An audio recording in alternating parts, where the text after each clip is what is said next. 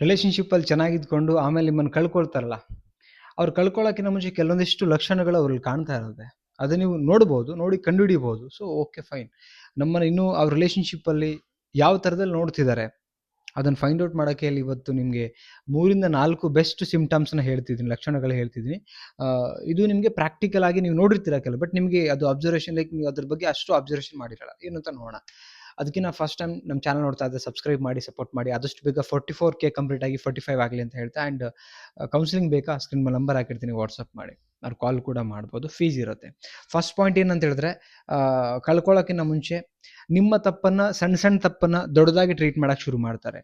ಮೊದಲು ನೀವು ಏನೇ ತಪ್ಪು ಮಾಡಿದ್ರು ಕೂಡ ಅವ್ರಿಗೆ ಮ್ಯಾಟ್ರೇ ಆಗ್ತಿರಲಿಲ್ಲ, ಕಾರಣ ನೀವು ಇಷ್ಟ ಆಗ್ತಿದ್ರಿ. ಈಗ ಆ್ಯಕ್ಚುಲಿ ಜಗಳ ಮಾಡೋಕ್ಕೆ ಆ ತಪ್ಪುಗಳೇ ಅಲ್ಲ. ಆ್ಯಕ್ಚುಲಿ ಸಣ್ಣ ಏನೋ ಒಂದು ಮಾತು ಹೇಳಿದ್ರು ಕೂಡ ಅದನ್ನು ದೊಡ್ಡದಾಗಿ ರಾದಂತ ಮಾಡಿ ಜಗಳಗಳು ಕ್ರಿಯೇಟ್ ಮಾಡೋ ಲೆವೆಲಿಗೆ ಹೋಗ್ತಾರೆ. ಕಾರಣ ಇಷ್ಟೇ, ನೀವುಗಳು ಇಷ್ಟ ಆಗ್ತಿಲ್ಲ. ನೋಡಿ, ಒಂದು ಮಾತು ಹೇಳ್ತೀವಿ, ವ್ಯಕ್ತಿ ಇಂಪಾರ್ಟೆಂಟ್ ಆದಾಗ ತಪ್ಪುಗಳು ಕಾಣಿಸ್ಕೊಳ್ಳೋದಿಲ್ಲ. ಅದೇ ವ್ಯಕ್ತಿ ಇಂಪಾರ್ಟೆಂಟ್ ಇಲ್ಲಿರ್ಬೇಕಾದ್ರೆ ತಪ್ಪುಗಳೇ ದೊಡ್ಡದಾಗಿ ಕಾಣಿಸ್ತಾ ಇರುತ್ತೆ. ರೈಟ್. ಸೊ ಅದಕ್ಕೆ ಹೇಳ್ತಿದ್ದೀನಿ, ನಿಮ್ಮ ಸಣ್ಣ ಸಣ್ಣ ತಪ್ಪುಗಳನ್ನ ಹಿಡ್ಕೊಂಡು ದೊಡ್ಡ ಮಟ್ಟಕ್ಕೆ ಜಗಳ ಮಾಡಿ ಅದೇ ನೀವೇ ತಪ್ಪು ಮಾಡಿದೆ ಅಂತ ವಾದಿಸ್ತಾರೆ ಅಂತ ಹೇಳಿದ್ರೆ ಅವ್ರ ಮನಸ್ಸಲ್ಲಿ ಇನ್ನೂ ನಿಮ್ಮ ಬಗ್ಗೆ ಯಾವುದೇ ರೀತಿ ಗೌರವ ಆಗಲಿ ಪ್ರೀತಿ ಇಲ್ಲ ಅಂತ ಅರ್ಥ.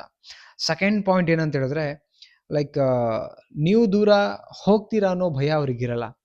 ಈ ರಿಲೇಷನ್ಶಿಪ್ ಎಂಡ್ ಆಗುತ್ತೆ, ನಮ್ಮನ್ನು ಕಳ್ಕೊಳ್ತಿದ್ದಾರೆ, ದೂರ ಆಗ್ತೀವಿ ಇಬ್ರುನುವೆ, ಸೊ ಬೇಸರ ಆಗುತ್ತೆ, ಅಥವಾ ಹೆಂಗೆ ಅವ್ರು ಇಲ್ದಿರೋ ಲೈಫ್ ಕಳಿಬೇಕು, ಕೋಪದಲ್ಲಿ ಏನೋ ಮಾತಾಡ್ಬಿಟ್ಟೆ, ಇದು ಯಾವುದು ಫೀಲೇ ಇರಲ್ಲ ಅವರಲ್ಲಿ. ಆ್ಯಕ್ಚುಲಿ ನೀವು ಹೋದ್ರೂ ಪರವಾಗಿಲ್ಲ, ನೀವು ಹೋಗಲಿ ಅಂತಲೇ ಕಾಯ್ತಿರ್ತಾರೆ, ನೀವು ಹೋಗಲಿ ಹಾಳಾಗಿ ಅಂತಲೇ ಕಾಯ್ತಿರ್ತಾರೆ.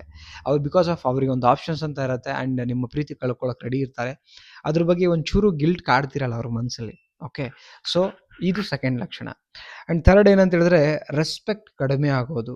ನೋಡಿ, ರೆಸ್ಪೆಕ್ಟ್ ಎಲ್ಲಿ ಕಡಿಮೆ ಆಗತ್ತಲ್ಲ, ಶುರುವಾತಲ್ಲಿ ಇದ್ದಂಥ ರೆಸ್ಪೆಕ್ಟು, ಆಮೇಲೆ ಕೆಟ್ಟ ಕೆಟ್ಟ ಪದಗಳನ್ನು ಬಳಸೋದು, ಆ್ಯಂಡ್ ಏಕವಚನದಲ್ಲಿ ಮಾತಾಡೋದು, ಮನಸ್ಸಲ್ಲಿ ಆಲ್ವೇಸ್ ಒಂದು ನೆಗೆಟಿವೇ ನಿಮ್ಮ ಬಗ್ಗೆ ಕ್ರಿಯೇಟ್ ಮಾಡ್ಕೊಂಡು ಕೂತಿರ್ತಾರೆ, ರೆಸ್ಪೆಕ್ಟ್ ಇಲ್ದಿರ ಅಂತ ಹೇಳಿದ್ರೆ.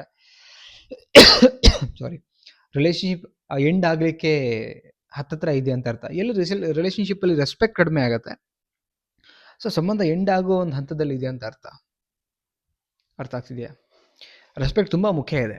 ಅವ್ರು ಹೇಳುವಂಥ ಮಾತಿನ ಕೇಳುವಂಥ ರೆಸ್ಪೆಕ್ಟ್ ಇರಬೇಕು, ನಾವು ಹೇಳುವಂಥದ್ದು ರೆಸ್ಪೆಕ್ಟ್ಫುಲ್ಲಿ ಇರಬೇಕು. ಗೌರವ ಇದ್ದಾಗ ಎಲ್ಲ ಚೆನ್ನಾಗಿ ಅನಿಸುತ್ತೆ. ಗೌರವ ಇಲ್ದಿರ್ಬೇಕಾದ್ರೆ ಪ್ರೀತಿ ಹೊರಟೋಗಿರುತ್ತೆ, ಅಲ್ಲಿ ಕೆಟ್ಟ ಪದಗಳು, ಈಗೋ, ಮನಸ್ತಾಪ ಇದೆಲ್ಲ ಬರುತ್ತೆ. Next and the last point ಏನಂತ ಹೇಳಿದ್ರೆ, ಮಾತಾಡೋದಕ್ಕೆ ಅವ್ರಿಗೆ ಇಂಟ್ರೆಸ್ಟೇ ಬರ್ತಾ ಇರಲ್ಲ ನಿಮ್ಮ ಹತ್ರ.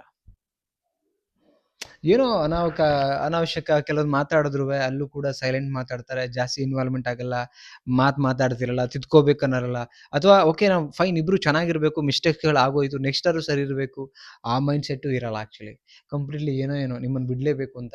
ಈ 4 ಲಕ್ಷಣಗಳು ನಿಮ್ಮ ಪಾರ್ಟ್ನರಲ್ಲಿ ಕಾಣಿಸ್ಕೊಳ್ತಾ ಇದ್ರೆ, ಲೈಕ್ ಸರಿಪಡಿಸ್ಕೊಳ್ಳೋಕ್ಕೂ ರೆಡಿ ಇಲ್ಲ ಅಂದರೆ ನಿಮ್ಮನ್ನು ಬಿಡಬೇಕಂತ ಡಿಸೈಡ್ ಮಾಡ್ಕೊಂಡಿದ್ದಾರೆ, ಅದಕ್ಕೆ ಹಂಗೆ ಆಡ್ತಿದ್ದಾರೆ ಅಂತ ಅರ್ಥ. ಬಟ್ ನಾನು ಹೇಳೋದೇನಂತ ಹೇಳಿದ್ರೆ, ಅಗೇನ್ ರಿಫ್ರೆಶ್ ಮಾಡ್ಕೊಳ್ಳಿ, ಹಳೇದು ಬೇಡ, ಇವತ್ತಿಂದ ಹಿಂಗಿರೋಣ, ಇಬ್ಬರು ಪ್ರಾಂಪ್ಟ್ ಆಗಿರೋಣ ಅಂತ ಹೇಳಿದ್ರೆ ಮತ್ತೆ ರಿಫ್ರೆಶ್ ಆಗಿ ಹೊಸದಾಗಿಂದ ಲೈಫ್ನ ಲೀಡ್ ಮಾಡ್ಬೋದು. ಬಟ್ ಭಾಳ ಕಡಿಮೆ ಜನ ಆ ಥರ ಇರೋವಂಥದ್ದು. ಸ್ನೇಹಿತರೆ, ಈ 4 ಪಾಯಿಂಟ್ಸಲ್ಲಿ ನಿಮಗೆ ಯಾವುದು ಏನು ಅನ್ನಿಸ್ತು ಅದನ್ನು ಕಮೆಂಟ್ ಮಾಡಿ, ಅದು ಯಾವ್ದು ಇಷ್ಟ ಆಯಿತು ಕಮೆಂಟ್ ಮಾಡಿ, ಎಲ್ರಿಗೂ ಶೇರ್ ಮಾಡಿ. ದಯವಿಟ್ಟು ಇನ್ಫಾರ್ಮೇಷನ್ ರೀಚ್ ಮಾಡಿಸಿ, ಒಂದು ಮೋಟಿವೇಶನ್ ಲೈಫಲ್ಲಿ ಸಿಗುತ್ತೆ ಅಂತ ಹೇಳ್ತಾ ಮತ್ತೊಂದು ಟಾಪಿಕಲ್ಲಿ ಸಿಗೋಣ. Thank you so much. Bye.